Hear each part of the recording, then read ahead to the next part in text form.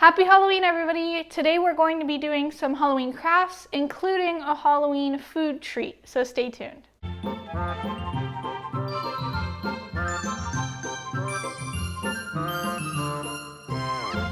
Welcome back, everybody. I'm so excited for the holiday season, not only Halloween, but Christmas and Thanksgiving because it is craft season.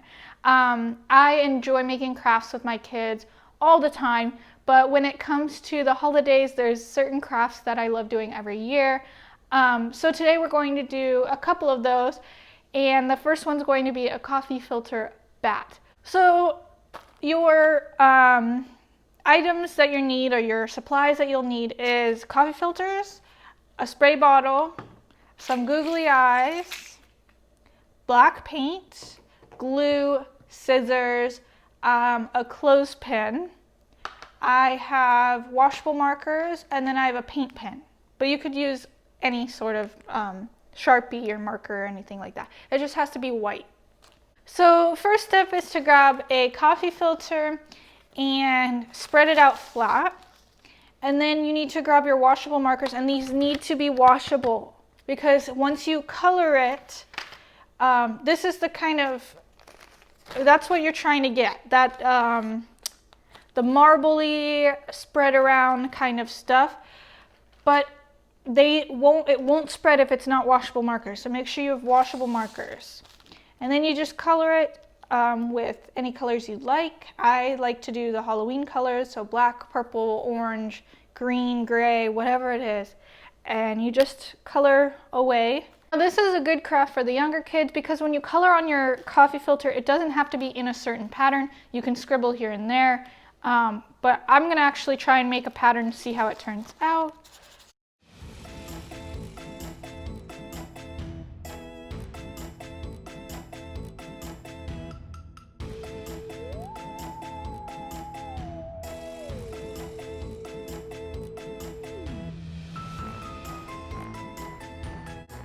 The more white you do cover, the more colorful it'll be when you spray it. So try and encourage the kids to color as much as they can on it before you spray it with some water. So once you're done coloring your coffee filter, you're going to actually flip it over, and you're going to take your spray bottle and you're going to spray it. Make sure you're spraying it evenly so there's no defined water lines, but you want to make sure you're spraying it well as well to make sure that you get all the colors mixed together and running.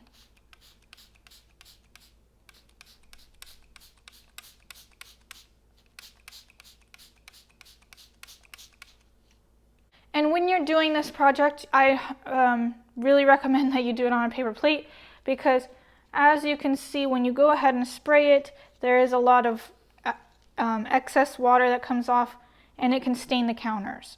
So I'm going to go ahead and grab another paper plate so that I can get this out of the sitting water and it can go ahead and dry. It only takes a few minutes to dry, but while this is drying, we'll go ahead and talk about the bat part of it.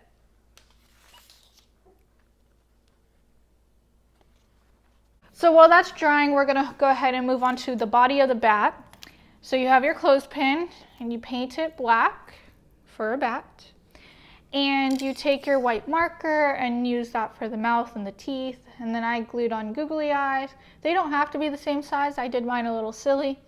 But that is your bat body. Just out of a clothespin painted black.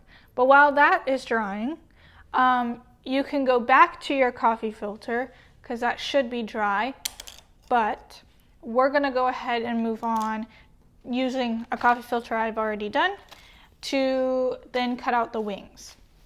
So to make the wings, you need to make a couple cuts, but before you cut it, you want to fold it in half, fold it in half again, fold it in half one more time, just like you would a snowflake. And then you take your craft scissors and you cut out a half moon. You cut out your half moon, clean up your mess, and then you open it back up to then find kind of like a spider web. But you'll keep it folded in half, and you'll want to cut a line up the middle so that your clothespin can sit without bunching it up. Because if you don't, it just bunches up and it doesn't look right. So, and don't cut more than a little more than halfway. So I've cut upwards, but I didn't cut on that fold. Make sure you're not cutting on that fold, but I cut upwards a little more than halfway so that when I put my bat on it, my bat body,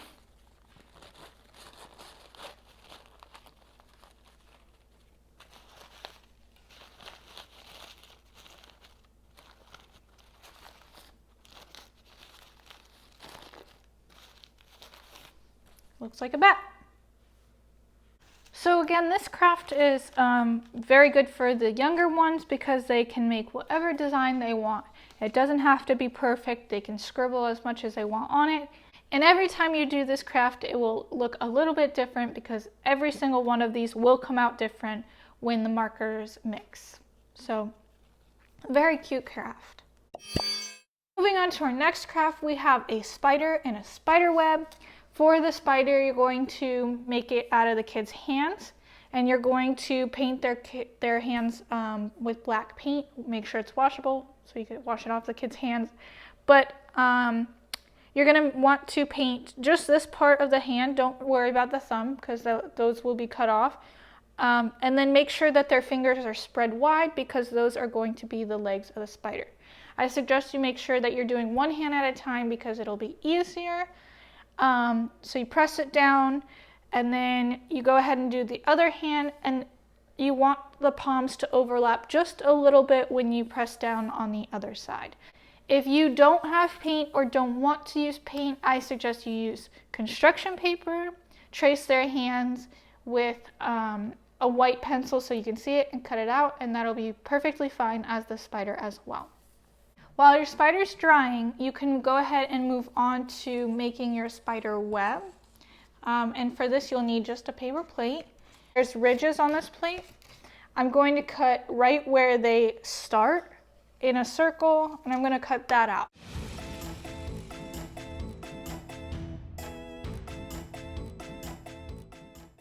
So once you've made your hole, you're going to take your hole puncher, and you're going to punch a couple holes on the paper plate so that once they're cut or punched out, you can put string through them. But I want to make sure they're spread out.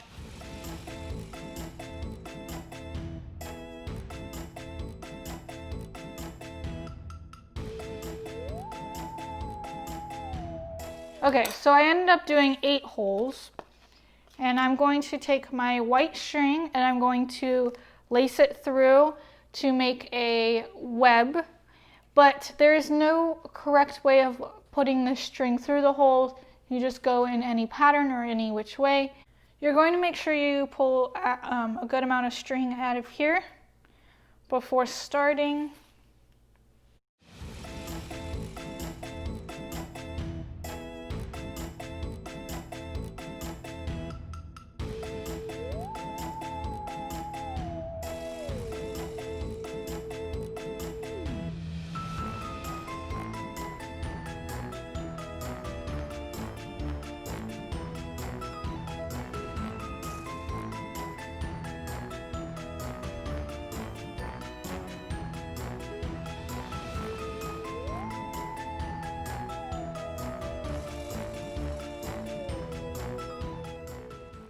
So you can go in and out of the same hole a couple times if you want. As you can see, I have a hole right here, but I'm going to leave it there because I can put my spider on top of it when I go to glue it on. Moving back over to my spider, I'm going to go ahead and cut this out, and then we'll move on and put some eyes on it. So like I said, I'm going to cut the thumbs off because I don't need them. I already have 8 legs. So if you see me cutting those off, it's because I don't need them.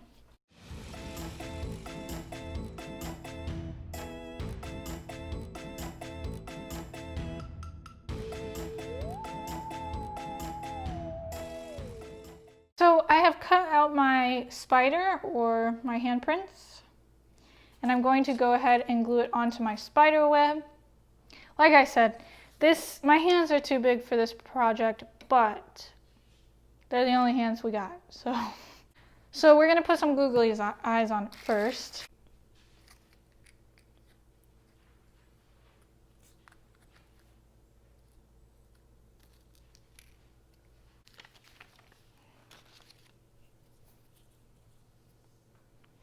I'm going to go ahead and glue my spider onto my spider web.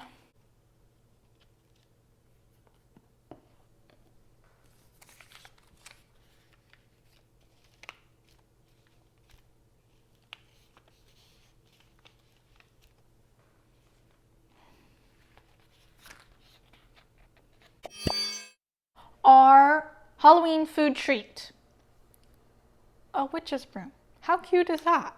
So what you'll need for this craft is some cheese sticks and some pretzels.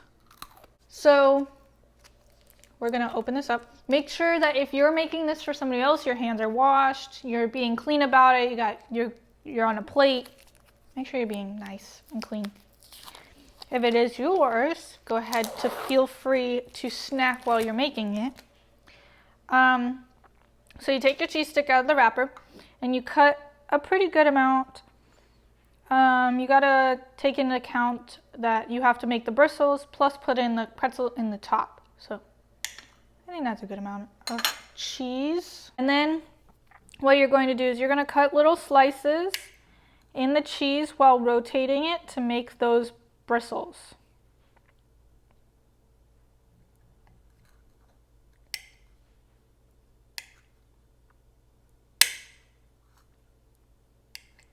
And then what you're going to do is you're going to take it and open them up.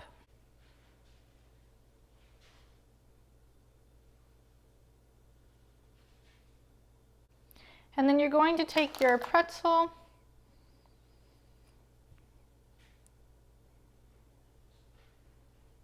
put it into the top.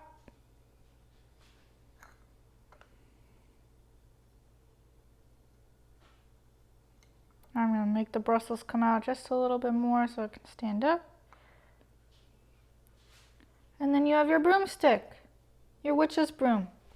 So this is a great activity to do with the kids while making snacks for snack time. This is really easy for the kids to do themselves as well.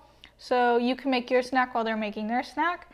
But I understand that it's not always good to play with your food, but snack time can be very, very fun and creative if you want it to be. Stay tuned for my next couple of videos coming up for the holidays. I'm so excited to film those. I have more craft ideas and more food element ideas in those videos as well. So stay tuned for those.